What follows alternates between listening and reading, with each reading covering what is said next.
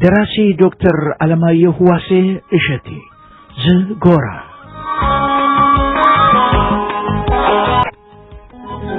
እና አስደናቂውን ትዕዛዝ ከተቀበልኩ በኋላ እጅግ መረበሽና መጨነቅ ጀመርኩ። ያም ሆኖ አጉል ደፋሩና ምስጢር የሚያቃትተው ልቤ ያመጣብኝ በመሆኑ እንደተነገረኝ ከመፈጸም ውጪ አማራጭ አልነበረኝም።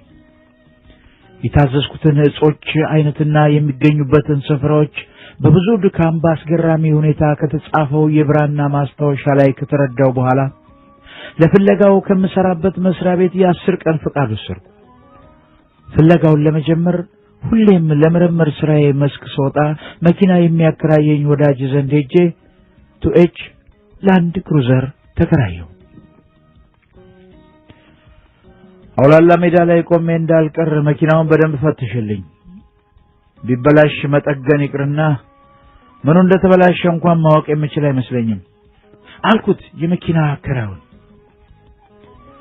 መኪና በጥሩ ሁኔታ አሽከረክራለሁ ብዬ አምናለሁ፣ ነገር ግን የመኪና ውስጥ ዕውቀት የለኝም። ለነገሩ የመኪና የውስጥ አካል ይቅርና የራሴን የውስጥ የአካል ክፍሎችና ብልቶች እንኳን በደንብ የማውቃቸው አይመስለኝም።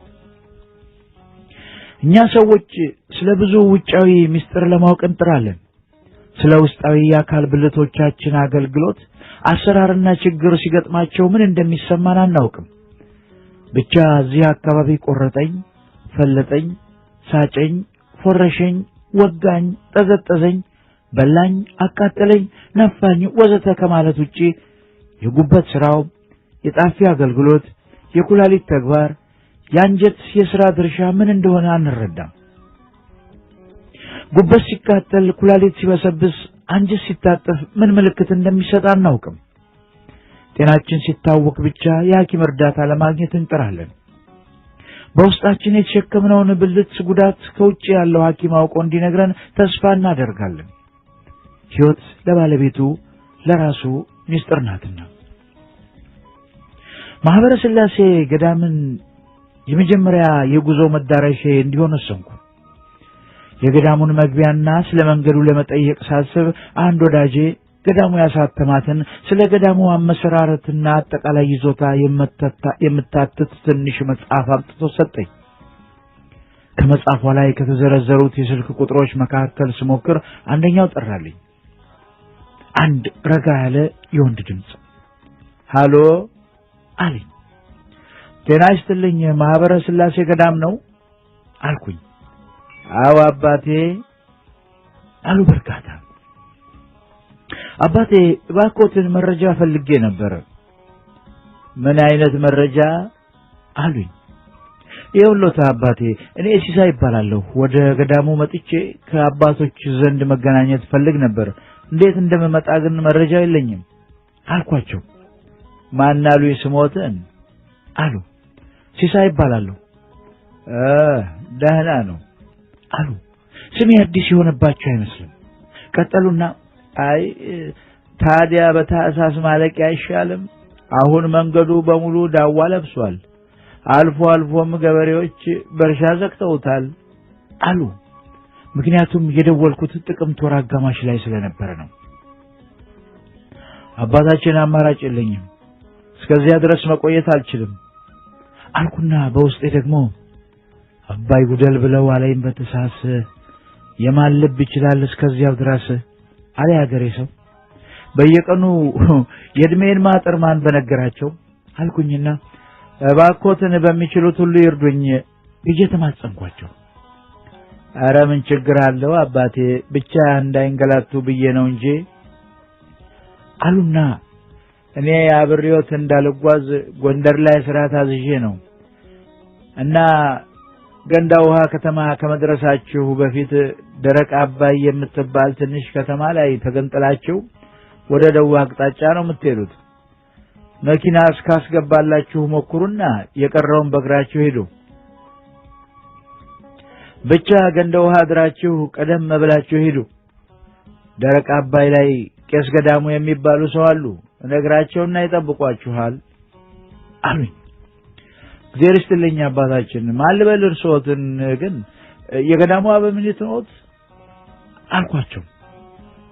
ኧረ አባቴ እኔስ የገዳሙ ተላላኪ ረድ ነኝ፣ አባ ክንፈ ሚካኤል እባላለሁ አሉኝ በፍጹም ትሕትና። አበምኔት የሚለውን ማዕረግ በግድ የጫንኩባቸው ያህል እየተሳቀቁ በዚህ መልክ የጉዞ መስመሬን አስተካከልኩ። ቀደም ብዬ ወደ መተማ ማህበረ ሥላሴ ገዳም ለመሄድ እንዳሰብኩ ለዶክተር ክብረ በዓል ስነግረው እሱም ወደ አካባቢው መሄድ እንደሚፈልግ ነግሮኝ አብረን የጉዞ ቀን በወሰንነው መሰረት ለጉዞ ተዘጋጅቷል።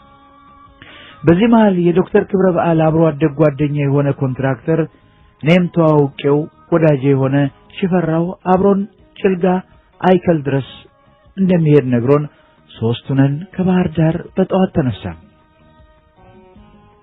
እኔ መላችሁ በተለመደው በፎገራ አድርገን በጎንደር ከምንሄድ ለምን በቁንዝላ በኩል አንሄድም አልኳቸው። ለምን አስፋልቱ አይሻለንም አለ ሽፈራው። አውቃለሁ፣ ግን በዚያ በኩል ሄጄ አላውቅም። ጣና ሐይቅን በስተምስራቅ አቅጣጫ ምን እንደሚመስል ባየው ብዬ ነው አልኩኝ። ግሩም ሐሳብ ነው አለ ዶክተር ክብረ በዓል። እዚህ መሰረት ጉዞአችንን ከባህር ዳር ከተማ በስተምዕራብ አቅጣጫ ጀመር። ከ20 ኪሎ ሜትር በኋላ ግልገል አባይ ስንደርስ እጅግ ጭቃ ሆኖ አገኘነው። ከየማሳውና ተራራው ተሟጦ የመጣ ለምና ምርታማ አፈር የተበጠበጠበት በሶ ሆኗል። ዶክተር ክብረ በዓል ይህንን ሲያይ ኢትዮጵያ ወደ ውጪ ከምትልካቸው ምርቶች መካከል ቡና፣ አበባ፣ ጥራጥሬ፣ የቅባት እህሎች፣ ቆዳና ሌጦና የአፈር ደለል ጥቂቶቹ ናቸው። ለሌሎች ምርቶች በውጪ ምንዛሪ የምታስከፍል ቢሆንም የአፈሩን ደለል ግን በነጻ የምታበረክተው ነው። ምራቂ ማለት ነው አለ በመጻት። ቀጥሎም እንደ ሀገር ድክመታችን የሚጀምረው ለተፈጥሮ ሀብታችን በተለይ የሁሉ መነሻ ለሆነው ለአፈርና ለውሃ የምንሰጠው ትንሽ ግምት ነው። በምዕራባውያን ሀገራት በተዘዋወርኩበት ሁሉ ወንዞቻቸው አልፎ አልፎ የኬሚካል ብክለት ቢያጋጥማቸውም የአፈር ደለል ግን እንዲወስዱ በፍጹም አይፈቀድላቸውም። ስለዚህ ኩልል ያሉ ንጹህ ናቸው። አለበለዚያ የኬሚካል ብክለት ቀለም ጥቁር ወይም ወደዛ የቀረበ ቀለም ይኖራቸዋል እንጂ ቡናማ ወይም ቀይ ቀለም የላቸውም።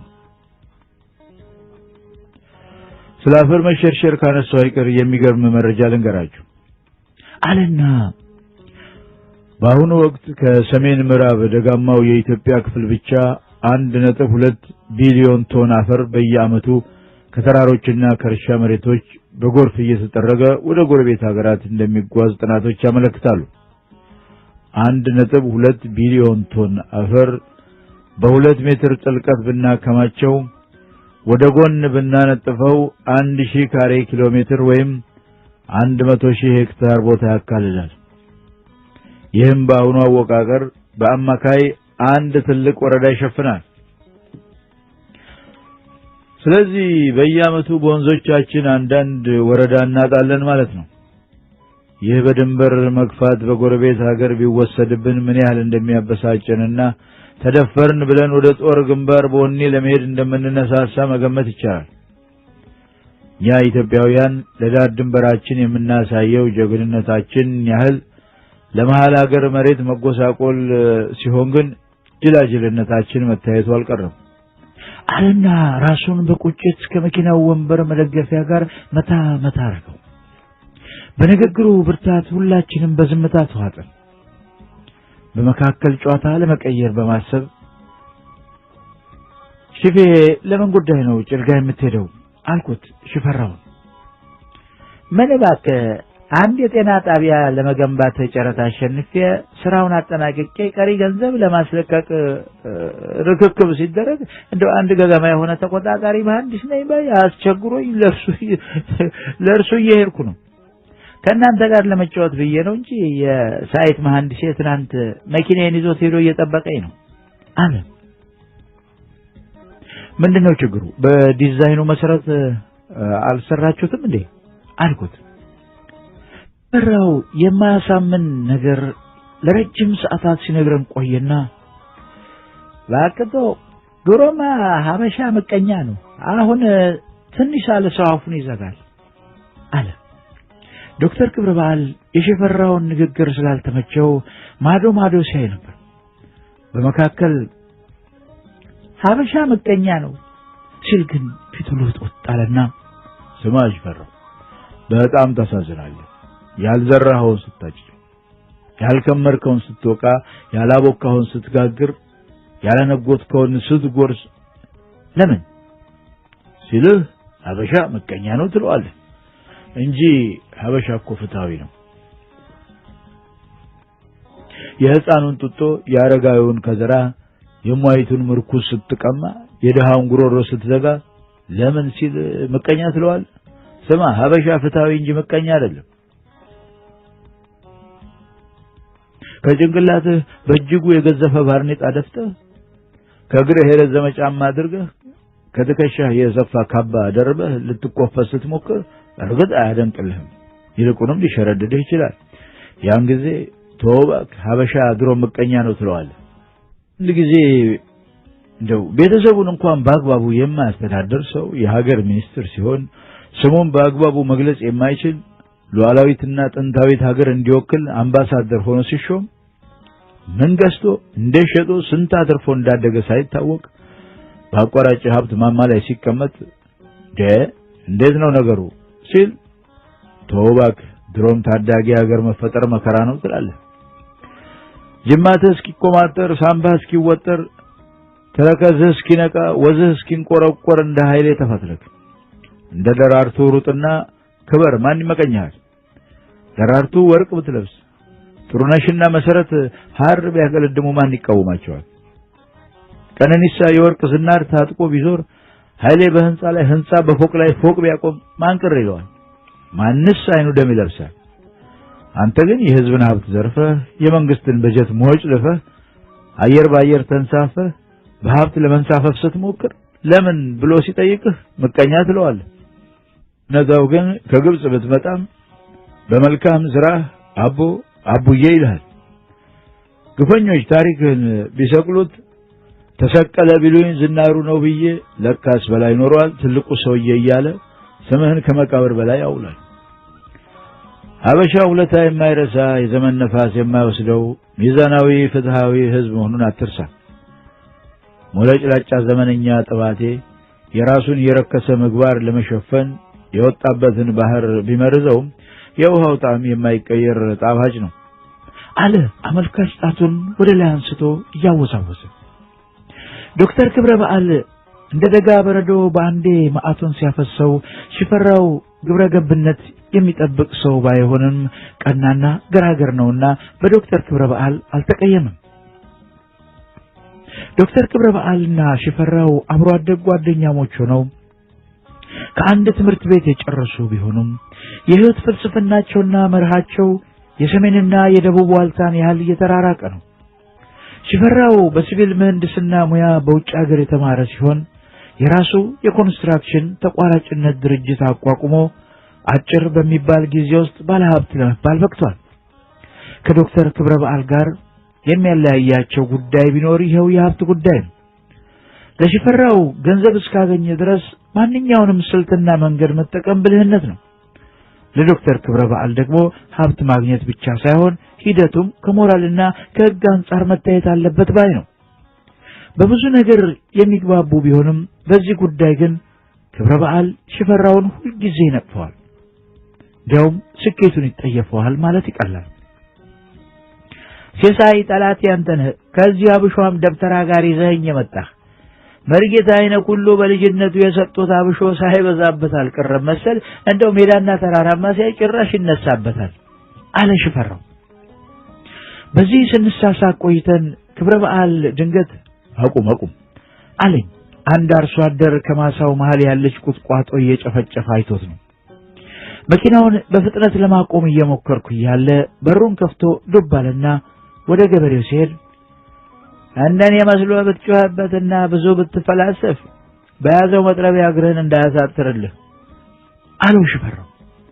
ዶክተር ክብረ በዓልም ዞር አለና መልሶ ለአንተ ብጤው ጥባቴ የሚሰጥ ሕክምና መራራ ኪኒን እንዲያም ሲል ሰርጂካልና አምፕቴሽን ነው ቀዶ ጥገናና ቆርጦ መጣል።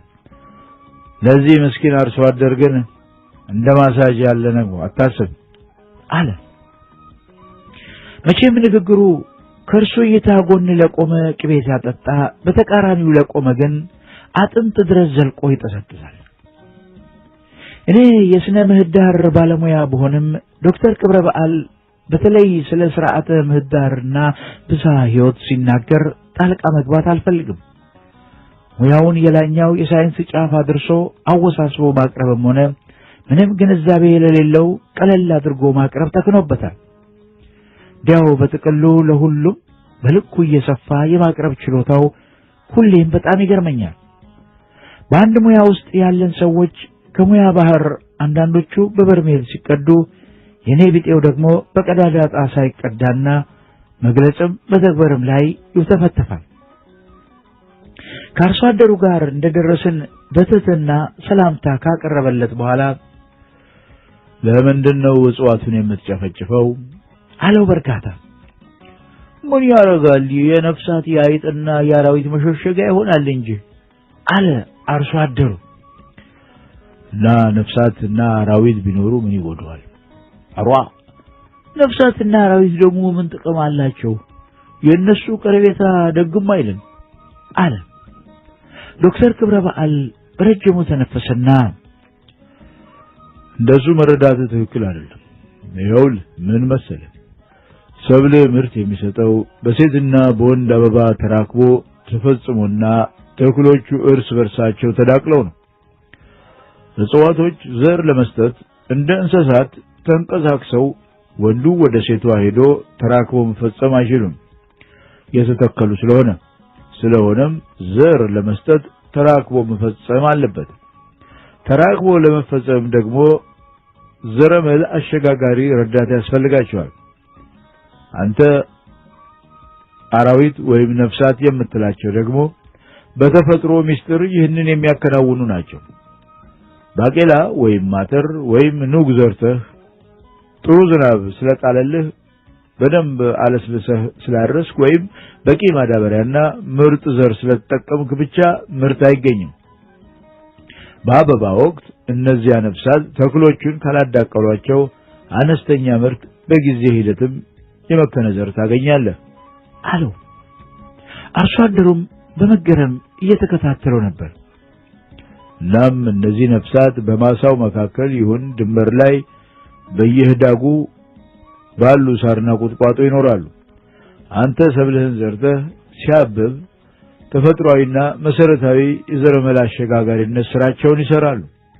ለዚህ አገልግሎታቸው አንተን ዋጋ ያስከፍሉም ሲሆን ክብርና እንክብካቤ መስጠት እንጂ እነርሱንም ሆነ መኖሪያቸውን ማውደም የኋላ ኋላ በራስ ላይና በጥቅምህ ላይ አደጋ መፍጠርህን መሆኑን ተረዳው አለው። አራቃኝ እኛ የታውቀን አላርሶ አደሩ። ቀጥሎም ያልተማረ መቼም ማጥፋት ነው አለ ከልቡ በሚመስል። እስካሁን ልክ ነው፣ ያልተማርክ ስለሆነ ነው። አሁን ግን መረጃውን ስላገኘ በጉዳዩ ላይ ከእንግዲህ አዋቂ ነህና ሜዳውን፣ ሸንተረሩን፣ ጋራውን፣ ቁጥቋጦውን፣ ዛፉን ማራቆት ማቆም አለብህ አለው።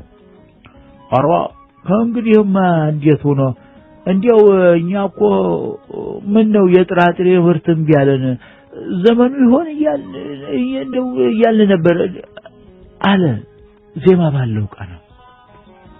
አሁን ልክ የጥራጥሬ ምርት በተለይ ሊቀንስ ይችላል። ለምን ብትል የጥራጥሬ ተክሎች ዘረመላቸው የሚሸጋገረው በነፍሳት ስለሆነ ነው። ማንኛውም ቀለም ያለው አበባ የሚያወጣ እጽዋት በነፍሳት ወይም በእጽዋት እርዳታ የሚሸጋገር ነው። የአበቦቹ ቀለምም እነዚህን ፍጥረታት ለመሳብና ለመማረክ ነው። አበባቸው ቀለም ከሌለው ግን ለምሳሌ እንደ ጤፍና በቆሎ ያሉበት በነፋስ እርዳታ ይሸጋገራሉ ወይም ይዳቀላሉ ማለት ነው። እና ልብ በል እነዚህ ነፍሳት የግብርና ሥራ አጋዥ መሆናቸውን ተረድተህ ርህራሄ ማድረግ አለብህ፣ ቢያንስ ለምርት ስትል አለው። አራ ታንግዲህ መነካውን ወርጌስ ይወቅ እንኳን ለራሴ ለአካባቢውም አስተምራለሁ። ሰው አንዴ ተተስተማረ ወዲያ ማጥፋትማ ደግም አይደል አለ። አርሶ አደሩን ተሰናብተን ጉዞአችንን ቀጠልን። ወደ ቁንዝላ ስንጠጋ የመሬቱ አቀማመጥ ውበትና የአፈሩ ለምነት እየጨመረ መጣ። በስተምስራቅ የጣና ሐይቅ ውሃ በሰፊው ይፈልቃል። ይህ ደግሞ በበረሃ የምትጎመጅለት ሚራጅ ሳይሆን የእውነት ቅዱስ ውሃ እንደሆነ ሕሊና ያውቀዋልና ልብ ይሞላል። መኪናውን ዳር አቁሜ ወረድንና ነፋሻማውን አየር ማግ ሳባረኩት። ዙሪያውን ቃጅቼ ሳበቃ ውበት ከለምነት ጋር ያደለው ስፍራ ነው አልኩና ለራሴ ስማ ክብረ በዓል ፈጣሪን አግኝቼው ለምነኝ ከአሜሪካ ካሊፎርኒያን፣ ከፈረንሳይ ሞናኮን፣ ከመካከለኛው ምስራቅ ኳታርንም ቢሆን ርስት አድርጌ ልስጥህ ቢለኝ ጌታ ሆይ ከሰጠኸኝ ሳይቀር ከጣና ሐይቅ ጀርባ ከአቤ ጉበኛ ሀገር ከዱር ቤቴ ይስማላ ጀምረህ በስተሰሜን ደንቢያን አካለህ መንዳባ ገዳምን ጨምረህ በምዕራብ የቴዎድሮስን ሀገር ቋራን አሳፍተህ ስጠኝ እንጂ እለው ነበረ አልኩት በስሜት። አንተ ነገር ይሄማ የሰጠህ እናት ምድርህም አይደል አለና ከዚህስ በላይ የረጃጅሞቹ አንበሶች ምድር ጋምቤላ፣ የሐመሮች ምድር ኦሞ፣ የጌዲዮ አረንጓዴ ተራራ፣ ጊቤ ባሻገር የአባ ጅፋር ምድር፣ የማንጎ ጥላ የሸፈነው ባለወርቁ የሼህ ወጀሌ ምድር አሶሳ፣ ራያና ዘቦ፣ ቆቦና ጊሚራም በደም የተሳሰርክበት ማንነት የፈለቀበት ሀገርህም አይደል? ባለማዕድኑ ያለሚራ ሀገር አፋር፣ የበላይ ሀገር ቢቸና፣ ያያለ ብሩ ሀገር ሰሜን ጃናሞራ፣ ያሉላ መፍረቂያ ተንቤን፣ የጀግኖቹ ምድር ያድዋ ተራሮች፣ ክቡር ድንጋይ የሞላው ተንታና ደላንታ፣ የታደሰ ብሩ ሀገር ሰላሌ ሜዳውን ማን ወሰደብህ? ተንጣለለ ሜዳ ነው ወይስ የሰማይን ጥግ የሚታከክ ተራራ ያጣኸው?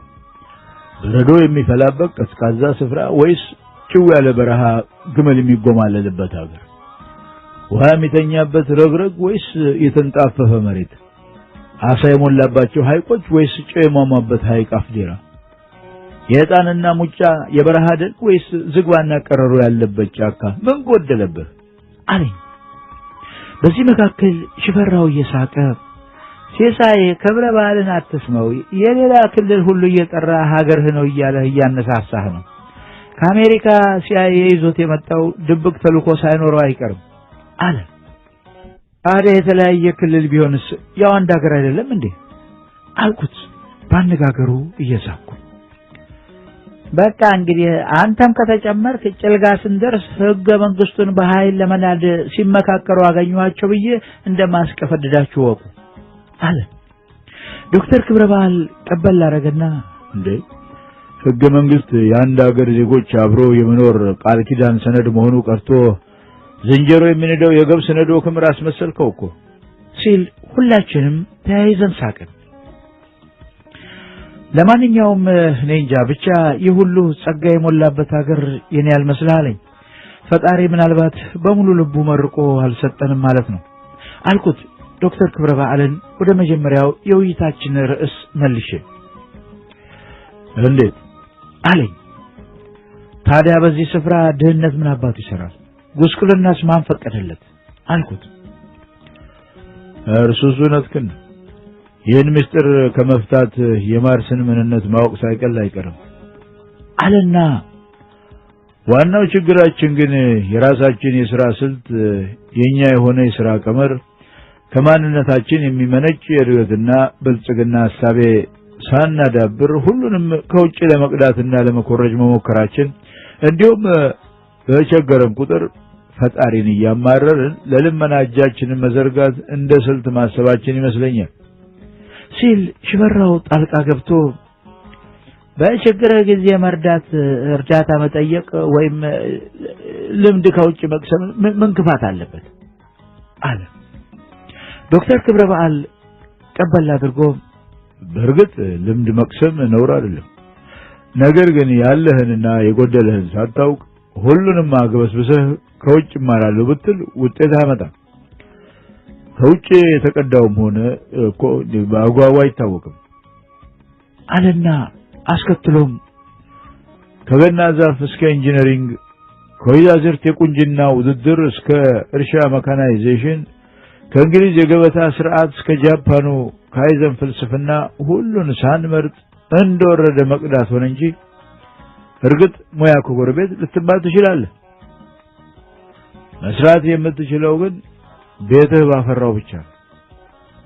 ቤትህ ያፈራውን ሳታውቅና ሳታገናዝብ ሙያ ከጎረቤትህ ብትማር ለእውነት የሚጠቅም ነገር አልተማርክም። ዶክት የጎንደርን የጥምቀት በዓል የጎንደር ካርኒቫል ብለው ሰይመው ለዓለም ቱሪስት ለማስተዋወቅ የሞከሩ የዋሆች ነበሩ። አየህ፣ በራቁት ዳንስ የሚታጀበውን ፍጹም ዓለማዊና ዘማዊ የሆነውን የላቲኑን ፌስቲቫል መጠሪያ ካርኒቫልንና ስርዓቱን ጥንቅ ድርብ ካባ በለበሱ ካህናት ሽብሻቦ ከሚመራው የጎንደር መንፈሳዊ የጥምቀት በዓል ጋር ስታዳቅለው ይጨነግፋል። በዚህ መልክ ከውጭ ሳንመርጥ ለማዳቀል እየሞከርን ስንጨነግፍ ነው የኖርነው። አንድ ምሁር እንዳለውም ስራችን ሁሉ በግራፍትድ አቦርትድ አዙሪት ውስጥ መሽከርከር ዕጣ ፈንታ ሆኗል አለና የቁጭት ረጅም እስትንፋስ ተነፈሰና ያም ሆነ ይህ የምስጢሩ መፍቻ ዘመን መምጣቱ አይቀርም አለ ፍርጥም ብሎ። መቼ ይሆን እሱ ዘመን አልኩት በምጸት መልክ። ዕውቀት ከሃይማኖት፣ ታማኝነት ከኃላፊነት፣ ጥበብ ከሱባኤ፣ ጀግንነት ከትጋት፣ ሹመት ከችሎታ፣ እውነት ከርዮት ጋር የሰመረች ዘመን እውን ይሆናል። እስከዚያው ግን ለንጋት ጨለማ መዳከራችን ግድ ነው አለ። ምንም እንኳን አልፎ አልፎ የጉዞዬ ዓላማ መሳካት ትዝ እያለኝ ቢያስጨንቀኝም በዚህ መልክ እያወጋን ዛፍ የተከበረበት የአለፋ ወረዳን በሻውራ በኩል አቋርጠን የቅመሙን አገር ጣቁሳን አልፈን አይከል ከጠዋቱ 5 ሰዓት አካባቢ ደረስን።